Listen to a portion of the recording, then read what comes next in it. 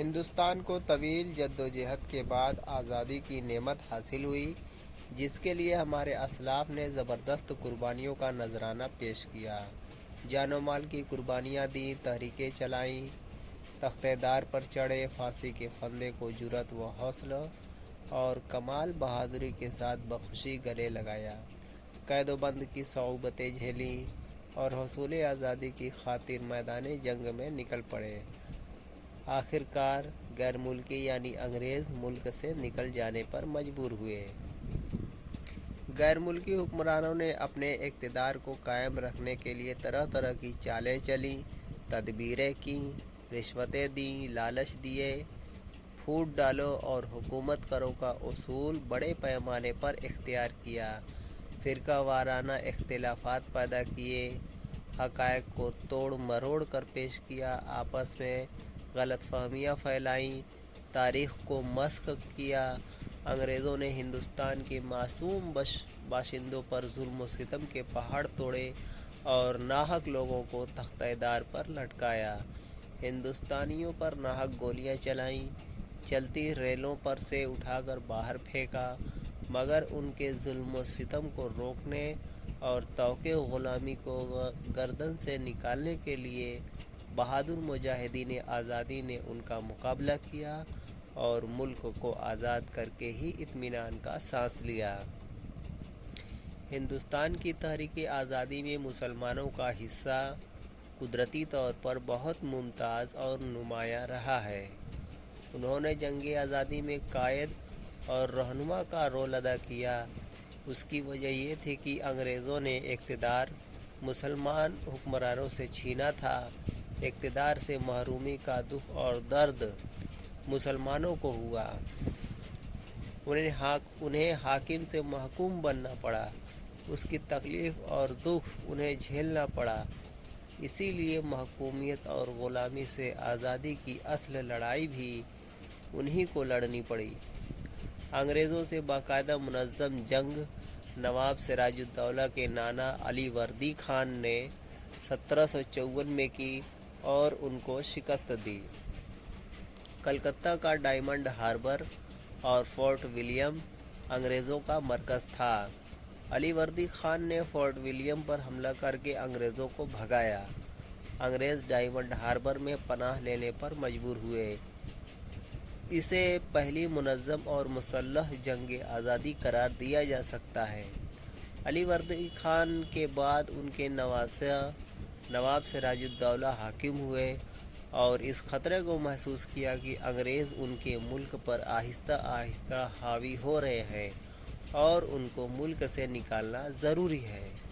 اس نے حوصلہ اور ہمت سے انگریزوں کو شکست دینا چاہا، مگر ان کا دربار سازشوں کا اڈہ بن گیا تھا، اس لیے انہیں شکست ہوئی اور سن 1757 عیسوی میں برٹش فوج نے ان کے دارالسلطنت مرشد آباد میں انہیں شہید کر دیا۔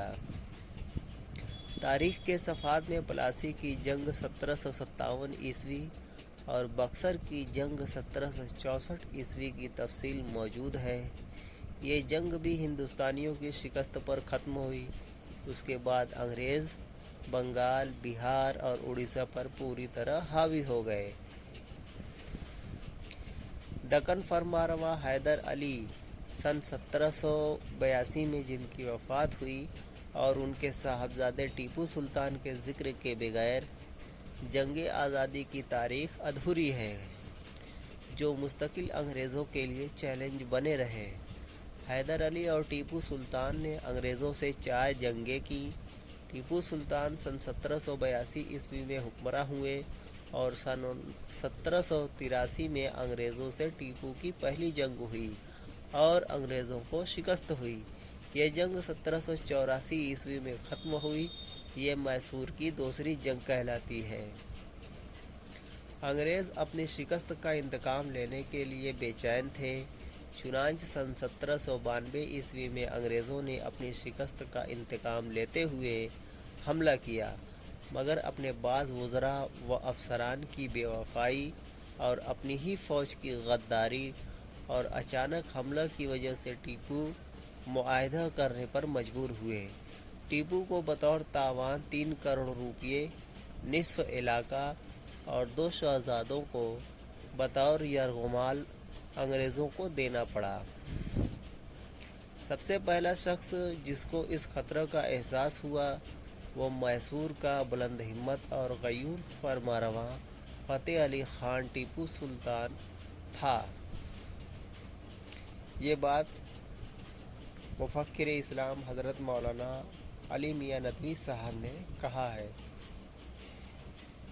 वो कहते हैं कि सबसे पहला शख्स जिसको इस खतरे का एहसास हुआ वो मैसूर का बुलंद हिम्मत और गयूर फरमारवां फ़तेह अली ख़ान टीपू सुल्तान था, जिसने अपने बालिग नज़री और गैर मामूली ज़हानत से ये बात महसूस कर ली कि अंग्रेज़ इसी तरह एक एक सूबा और एक एक रियासत हज़म करते रहेंगे और अगर कोई मुनज़्ज़म ताकत उनके मुकाबले पर न आई तो आखिरकार पूरा मुल्क उनका लुक़मा तर बन जाएगा।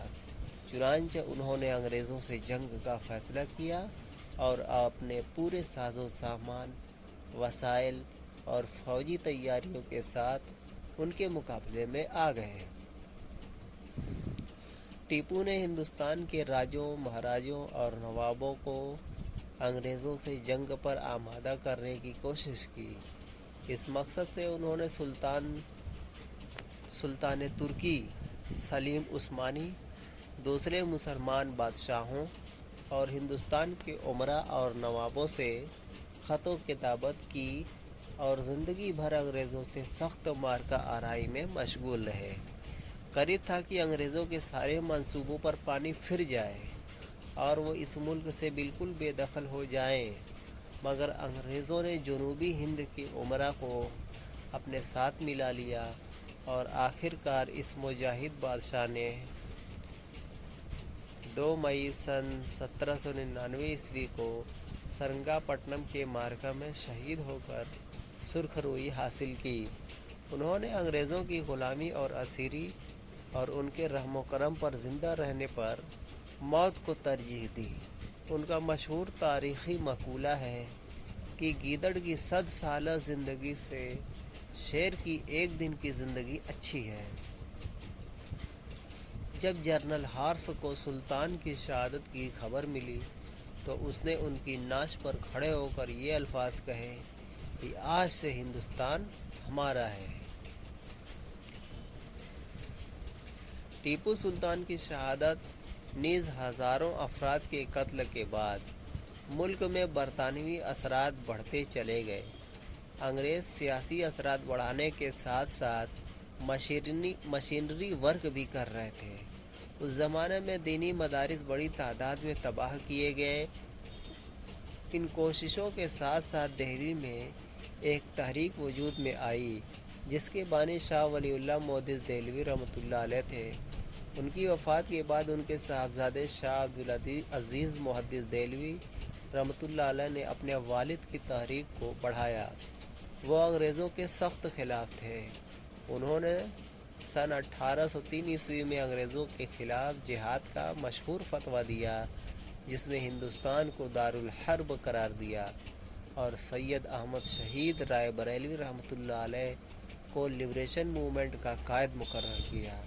सन 1831 ईस्वी में सैयद अहमद शहीद रहमहुल्लाह और शाह इस्माइल शहीद रहमहुल्लाह बालाकोट में अपने बेशुमार रफ़क़ा के साथ इस मुल्क के इंसानों को आज़ादी दिलाने के लिए अंग्रेज़ों और उनके इत्तेहादी सिख साथियों के ख़िलाफ़ जिहाद में शहीद हुए। लेकिन ये तहरीक चलती रही। मौलाना नसीरुद्दीन देहलवी रहमहुल्लाह ने क़ियादत की ज़िम्मेदारी संभाली। 1840 ईस्वी में आपकी वफ़ात हुई। उनके बाद मौलाना विलायत अली अज़ीमाबादी रहमहुल्लाह और उनके भाई मौलाना इनायत अली अज़ीमाबादी ने इस तारीख को ज़िंदा रखने में अहम किरदार अदा किया। इस तरह ये जिहाद का काफ़िला बराबर रवां दवां रहा हत्ता कि सन 57 यानी 1857 तक ले आया। उलमा की इस तहरीक को अंग्रेज़ों ने वहाबी तहरीक के नाम से मशहूर किया, जो नजद के मोहम्मद इब्न अब्दुल वहाब नामी आलिम के नज़रियात पर मबनी थी। लेकिन हकीकत यह है कि इस तहरीक के अक्सर अफराद हिंदुस्तान ही के मशहूर आलिम शाह वलीउल्लाह मुहद्दिस देहलवी रहमहुल्लाह के तरबियत याफ्ता थे, और ये तहरीक उन्हीं के नज़रियात पर मबनी थी, इसलिए उसे वलीउल्लाही तहरीक का नाम दिया जाना चाहिए। सन 1857 में शाह वलीउल्लाह और शाह अब्दुल अजीज़ मुहद्दिस देहलवी रहमहुल्लाह और शाह इसहाक मुहद्दिस देहलवी रहमहुल्लाह और उनके शागिर्दों की मेहनत रंग लाई, और 1857 में उलमाए किराम की एक जमात तैयार हुई। उनमें मौलाना अहमदुल्लाह शाह मदरासी रहमहुल्लाह, मौलाना रहमतुल्लाह कैरानवी रहमहुल्लाह, मौलाना फजल हक खैराबादी रहमहुल्लाह, मौलाना सरफराज रहमहुल्लाह, हाजी इमदादुल्लाह मुहाजिर मक्की रहमहुल्लाह, मौलाना रशीद अहमद गंगोही रहमहुल्लाह, मौलाना कासिम नानौतवी रहमहुल्लाह, हाफिज़ जामिन शहीद रहमहुल्लाह और मौलाना मुनीर नानौतवी रहमहुल्लाह ख़ास तौर पर काबिल ज़िक्र हैं। गदर के ज़माने में मौलाना फजल हक खैराबादी ने अंग्रेज़ों के ख़िलाफ़ फतवा मुरतब कराया, जिस पर उलमाए दिल्ली से दस्तखत लिए गए, और यही फतवा मौलाना की गिरफ़्तारी का सबब बना। जब मौलाना पर मुकदमा चला और जिहाद के फतवा की अदालत ने तस्दीक चाही, तो मौलाना ने खुलकर कहा कि फतवा मेरा ही मुरतब किया हुआ है। सन 1857 के ज़माने में मौलाना अहमदुल्लाह शाह मदरासी रहमहुल्लाह सिपह सालार की हैसियत से काम कर रहे थे। होम्स लिखता है कि मौलवी अहमदुल्लाह शाह शिमाली हिंद में अंग्रेज़ों का सबसे बड़ा दुश्मन था। सन 1865 ईस्वी में मौलाना अहमदुल्लाह अजीमाबादी रहमहुल्लाह, मौलाना यहिया अली रहमहुल्लाह, मौलाना अब्दुर्रहीम सादिक पूरी रहमहुल्लाह, मौलाना जाफ़र थानेसरी रहमहुल्लाह को अंडमान भेज दिया गया, जो काला पानी कहलाता है। उसी ज़माने में मौलाना फजल हक खैराबादी रहमहुल्लाह, मुफ्ती अहमद काकोरवी रहमहुल्लाह, मुफ्ती मजहर करीम दरियाबादी रहमहुल्लाह को भी अंडमान रवाना किया गया, जिनमें मौलाना अहमदुल्लाह अजीमाबादी रहमहुल्लाह, मौलाना यहिया अली रहमहुल्लाह, मौलाना फजल खैराबादी रहमहुल्लाह वगैरह का वहीं इंतकाल हो गया। मौलाना अब्दुर्रहीम सादिक पूरी रहमहुल्लाह और मौलाना जाफ़र थानेसरी रहमहुल्लाह 18 साल की कैद बामुशक्क़त और जेलावतनी के बाद 1883 में अपने वतन वापस हुए। मौलाना जाफ़र थानेसरी रहमहुल्लाह अपनी किताब काला पानी में तहरीर फरमाते हैं कि हमारे हाथों में हथकड़ियाँ, पैरों में बेड़ियाँ, जिस्म पर जेल का लिबास और कमर पर लोहे की सलाखें थीं। अंग्रेज़ हम 3 उलमा के लिए ख़ास लोहे की कफ़स तैयार करवाए और हमें उनमें डाल दिया। इस पिंजरे में लोहे की चोंचदार सलाखें भी लगवाईं, जिसकी वजह से हम न सहारा ले सकते थे न बैठ सकते थे। हमारी आँखों से आंसू और पैरों से खून बह रहे थे। गदर के मुल्ज़िमान अंग्रेज़ों की निगाह में इतने बड़े मुजरिम समझे गए कि 1857 की जंग में पकड़े गए लोगों को या तो सरेआम फांसी दे दी गई या बहुत से लोगों को उसी जजीरे अंडमान में मौत से बदतर ज़िंदगी गुजारने के लिए भेजा गया। मौलाना जाफ़र थानेसरी रहमहुल्लाह ने जजीरे अंडमान की ज़िंदगी पर बहुत ही मुफस्सल आप बीती काला पानी के नाम से लिखी है। तफसील के लिए मुलाहज़ा फरमा लें। 1857 ईस्वी में शामली ज़िला मुज़फ़्फ़रनगर के मैदान में उलमाए देवबंद ने अंग्रेज़ों से बाकायदा जंग की, जिसके अमीर हाजी इमदादुल्लाह मुहाजिर मक्की रहमहुल्लाह मुकर्रर हुए, और उसकी क़ियादत मौलाना रशीद अहमद गंगोही रहमहुल्लाह, मौलाना कासिम नानौतवी रहमहुल्लाह और मौलाना मुनीर नानौतवी रहमहुल्लाह कर रहे थे। इस जंग में हाफिज़ जामिन रहमहुल्लाह शहीद हुए مولانا قاسم نانوتوی رحمہ اللہ انگریزوں کی گولی لگ کر زخمی ہوئے۔ انگریزی حکومت کی طرف سے آپ کے نام وارنٹ رہا لیکن گرفتار نہ ہو سکے۔ سن 1880 میں وفات پائی۔ دیوبند میں قبرستان قاسمی میں آسودہ خواب ہیں۔ حاجی امداد اللہ مہاجر مکی رحمہ اللہ نے یہ محسوس کرتے ہوئے کہ ان حالات میں ملک میں رہ کر اب اپنے مشن کو برقرار رکھنا ممکن نہیں، مکہ مکرمہ ہجرت کر گئے۔ وہاں سے انہوں نے اپنے مریدین و متوسلین کے ذریعے ہندوستان میں اپنے ہدایت و فیض کا سلسلہ جاری رکھا۔ سن 1899 میں وفات پائی اور جنت المعلی میں دفن ہوئے۔ مولانا رشید احمد گنگوہی رحمہ اللہ کو گرفتار کیا گیا اور سہارنپور کے قید خانہ میں رکھا گیا، پھر کچھ دن کال کوٹری میں رکھ کر مظفر نگر کے قید خانہ میں منتقل کیا گیا۔ 6 ماہ تک آپ کو قید و بند کی مصیبتیں جھیلنی پڑیں۔ سن 1905 میں وفات پائی۔ گنگوہ کی سرزمین میں آسودہ خواب ہیں۔ سن 1857 کی جنگ میں مسلمانوں کو بظاہر شکست ہوئی، مگر یہ شکست نہیں، فتح تھی۔ سن 1857 کی جنگ آزادی کی ناکامی کے بعد انگریزوں نے اسلام پر حملہ کیا، اسلامی عقائد، اسلامی فکر اور اسلامی تہذیب کو ہندوستان سے ختم کرنے کا فیصلہ کیا۔ یہاں سے انگریزوں کا زوال شروع ہوا۔ حکومت برطانیہ کا لارڈ میکالے جب وائس رائے بن کر آیا تو اس نے مغربی تہذیب اور مغربی فکر، نصرانی عقائد قائم کرنے کا ایک پروگرام بنایا۔ اس نے کہا، میں ایک ایسا نظام تعلیم وضع کر جاؤں گا جو ایک ہندوستانی مسلمان کا جسم تو کالا ہوگا مگر دماغ گورا، یعنی انگریز کی طرح سوچے گا۔ ہندوستان میں اسلام کی حفاظت کے لیے اللہ تعالیٰ نے چند شخصیات کو پیدا کیا۔ ان میں سے ایک اہم شخصیت حجت الاسلام حضرت مولانا محمد قاسم نانوتوی رحمہ اللہ کی تھی۔ اس زمانے میں اسلام کی بقا، اسلامی عقائد، اسلامی فکر اور اسلامی تہذیب کی حفاظت کے لیے حجت الاسلام حضرت مولانا قاسم نانوتوی رحمہ اللہ نے ایک تحریک چلائی جس کو تحریک دیوبند کہا جاتا ہے۔ جگہ جگہ مدرسے قائم کیے۔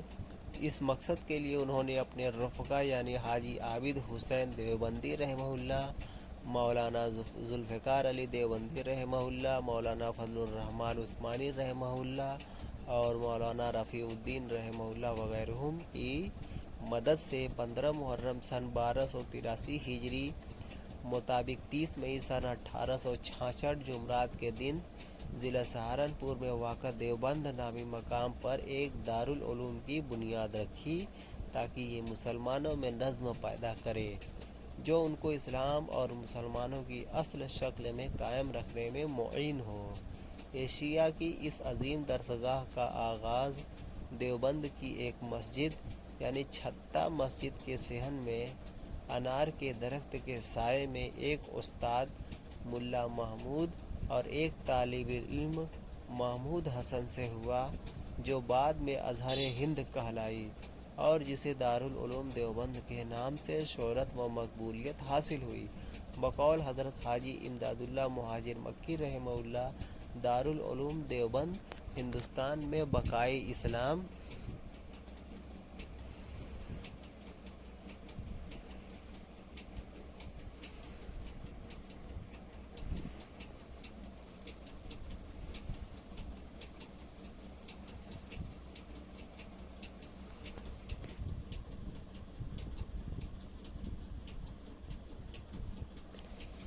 دارالعلوم دیوبند ہندوستان میں بقائے اسلام اور تحفظ علم کا ذریعہ ہے۔ سن 1884 میں انڈین نیشنل کانگریس کا پہلا اجلاس منعقد ہوا جس میں بعض ممتاز اہل علم و اہل فکر مسلمان بھی شریک تھے اور اس کا قیام سن 1885 میں عمل میں آیا۔ اس کے بانیوں میں مسلمان بھی شامل تھے جن کے نام بدر الدین طیب جی اور رحمت اللہ سیانی تھے۔ कांग्रेस का चौथा इजलास सन 1887 में मद्रास में हुआ, जिसकी सदारत बदरुद्दीन तैयब जी ने की।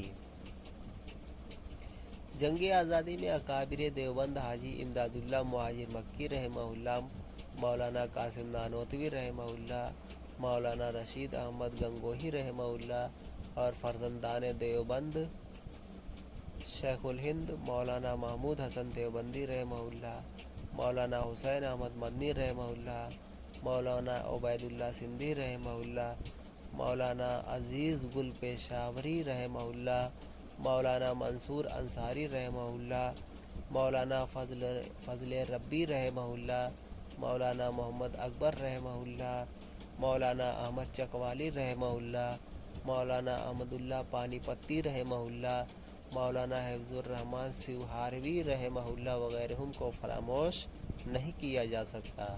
सन 1912 में रेशमी रूमाल तहरीक की इब्तिदा हुई, जिसके बानी फर्जंदे अव्वल दारुल उलूम देवबंद थे,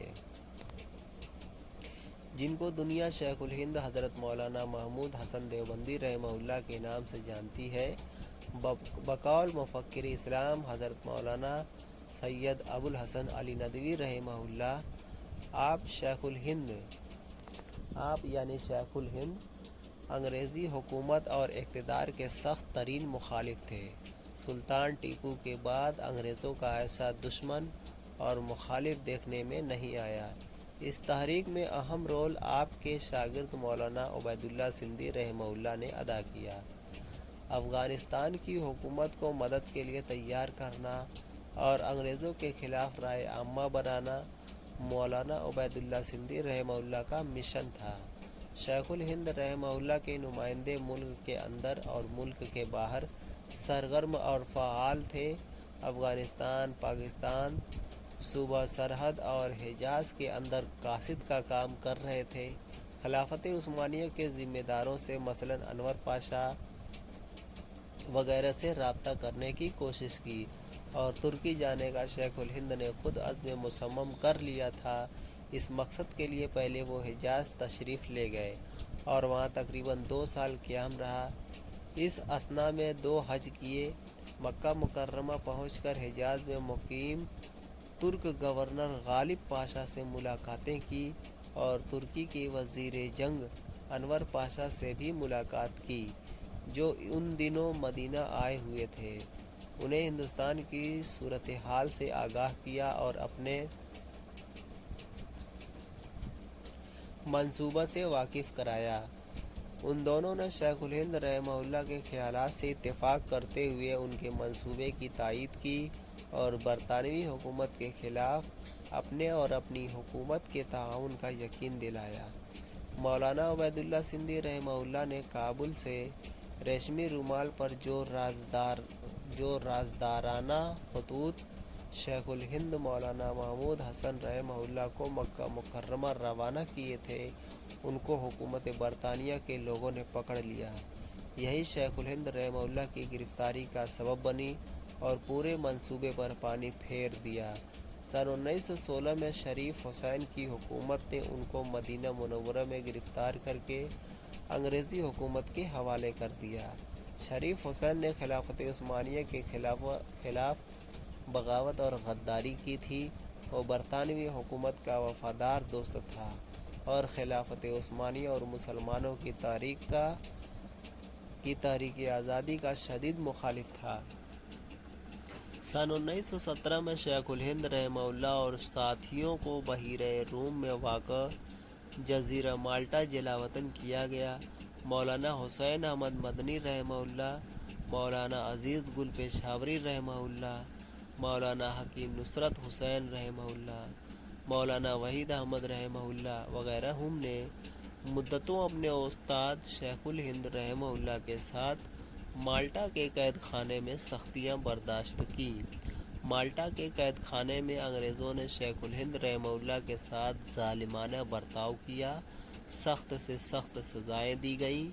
चुनांचे मौलाना हुसैन अहमद मदनी रहमहुल्लाह फरमाते हैं कि जब शेखुल हिंद रहमहुल्लाह को माल्टा के जेल में नज़रबंद किया गया तो अंग्रेज़ मेरे उस्ताद को एक तहखाने में ले गए اور لوہے کی گرم تپتی ہوئی سلاخیں لے کر کمر پر لگاتے رہے اور ساتھ میں یہ فرماتے رہے کہ اے محمود حسن، انگریز کے حق میں فتویٰ دے۔ جب شیخ الہند رحمہ اللہ ہوش میں آتے تو صرف یہی فرماتے تھے کہ اے انگریز، میرا جسم پگھل سکتا ہے، میں بلال کا وارث ہوں، میری جلد ادھیڑ سکتی ہے، لیکن میں ہرگز تمہارے حق میں فتویٰ نہیں دے سکتا۔ شیخ الہند کی تحریک میں مولانا منصور انصاری رحمہ اللہ، مولانا فضل ربی رحمہ اللہ، مولانا فضل محمود رحمہ اللہ، مولانا محمد اکبر رحمہ اللہ کا شمار اہم ارکان میں تھا۔ مولانا عبد الرحیم رائے پوری رحمہ اللہ، مولانا محمد احمد چکوالی رحمہ اللہ، مولانا محمد صادق کراچوی رحمہ اللہ، شیخ عبد الرحیم سندھی، مولانا احمد اللہ پانی پتی، ڈاکٹر احمد انصاری وغیرہ سب مخلصین بھی مخلصانہ تعلق رکھتے تھے۔ ان کے علاوہ مولانا محمد علی جوہر رحمہ اللہ، مولانا ابوالکلام آزاد رحمہ اللہ، مولانا احمد علی لاہوری رحمہ اللہ، حکیم اجمل خان وغیرہ بھی آپ کے مشیر و معاون تھے۔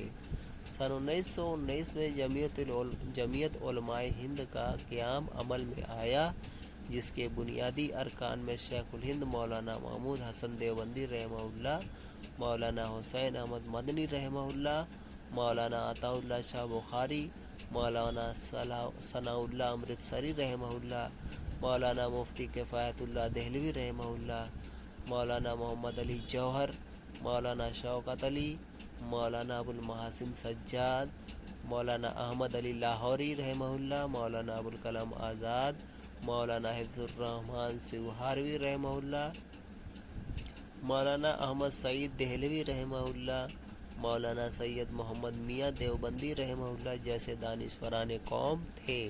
شیخ الہند رحمہ اللہ کی رہائی کے بعد سب سے پہلے 29 جولائی سن 1920 کو ترک موالات کا فتویٰ شائع کیا گیا۔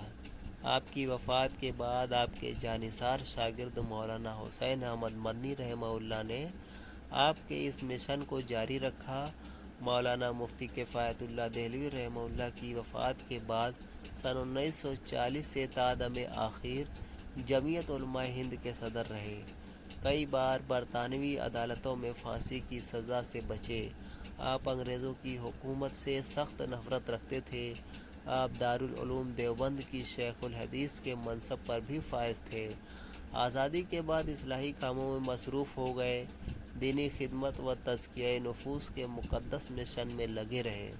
5 دسمبر سن 1957 میں وفات پائی۔ دیوبند میں قبرستان قاسمی میں آسودہ خواب ہیں۔ سن 1919 میں جلیانوالہ باغ سانحہ جس میں کئی افراد کو ہلاک کر دیا گیا، انہی ایام میں تحریک خلافت وجود میں آئی، جس کے بانی مولانا محمد علی جوہر تھے۔ اس تحریک سے ہندو مسلم اتحاد عمل میں آیا۔ گاندھی جی علی برادران یعنی محمد علی جوہر اور مولانا شوکت علی اور مسلم رہنماؤں کے ساتھ ملک گیر دورہ کیا۔ اس تحریک نے عوام اور مسلم علماء کو ایک پلیٹ فارم پر کھڑا کر دیا، جس میں شیخ الہند مولانا محمود حسن دیوبندی رحمہ اللہ، مولانا عبد الباری فرنگی محلی رحمہ اللہ، مولانا آزاد سبحانی، مولانا ثناء اللہ امرتسری رحمہ اللہ، مفتی کفایت اللہ دہلوی رحمہ اللہ، مولانا سید محمد فاخر، مولانا سید سلیمان ندوی رحمہ اللہ، مولانا احمد سعید دہلوی وغیرہ ہم شریک تھے۔ الغرض ہندوستان کے اکابر علماء نے سال ہا سال کے اختلافات کو نظر انداز کر کے تحریک خلافت میں شانہ بشانہ کام کیا۔ سن 1931 میں مولانا محمد علی جوہر گول میز کانفرنس لندن میں شرکت کے لیے گئے اور وہیں انتقال کر گئے۔ حکومت نے اپنے خرچ پر ان کی لاش کو بیت المقدس بھیجا۔ اسی مقدس سرزمین میں آسودہ خواب ہے۔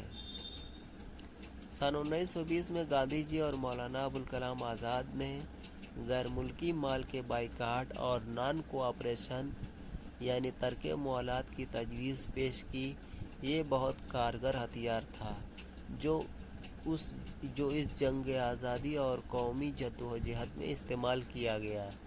انگریزی حکومت اس کا پورا نوٹس لینے پر مجبور ہوئی اور اس کا خطرہ پیدا ہوا کہ پورا ملکی نظام مفلوج ہو جائے اور عام بغاوت پھیل جائے۔ آثار انگریزی حکومت کے خاتمے کی پیشن گوئی کر رہے تھے۔ سن 1921 میں موپلا بغاوت، سن 1922 میں چورا چوری میں پولیس فائرنگ، سن 1930 میں تحریک سول نافرمانی و نمک آندولن، سن 1922 میں ہندوستان چھوڑو تحریک یعنی کوئٹ انڈیا موومنٹ، سن 1946 میں ممبئی میں بحری بیڑے کی بغاوت کی حمایت میں ہونے والے مظاہروں پر پولیس فائرنگ کے دوران ہزاروں مسلمان شہید ہوئے۔ انگریزوں کی قید و بند کے مصائب جھیلنے اور ان کی گولیوں کا نشانہ بننے والوں کی تعداد تو شمار سے باہر ہے۔ عام مسلمانوں کے علاوہ شہید علماء کی تعداد 20,000 سے 50,000 تک بتائی جاتی ہے، مگر ان اہم واقعات کے بغیر پوری تاریخ ادھوری اور حقیقت سے کوسوں دور ہے، جن میں مذکورہ بالا شخصیتوں کے علاوہ بہادر شاہ ظفر، بیگم محل، نواب مظفر الدولہ، امام بخش صاحبائی، مولانا برکت اللہ بھوپالی، مولانا حسرت موہانی، مولانا حبیب الرحمن لدھیانوی، ڈاکٹر سیف الدین کچلو، مولانا مظہر الحق، ڈاکٹر سید محمود وغیرہ نے جنگ آزادی میں بھرپور حصہ لیا۔ ان کے علاوہ بھی ایک بڑی تعداد کا ذکر تاریخ کے صفحات میں محفوظ ہے، جس کی یاد دلوں میں تازہ اور تاریخ کی نئی کتابوں میں محفوظ رہنی چاہیے۔ غرض ہر موقع پر مسلمان جنگ آزادی میں برابر شریک رہے، جن کو آج فراموش کیا جا رہا ہے۔ کسی شاعر نے کیا خوب کہا ہے، جب وقت پڑا گلستاں پہ تو ہم نے خوں دیا، جب وقت پڑا گلستاں پہ تو خوں ہم نے دیا، جب بہار آئی تو کہتے ہیں تیرا کام نہیں۔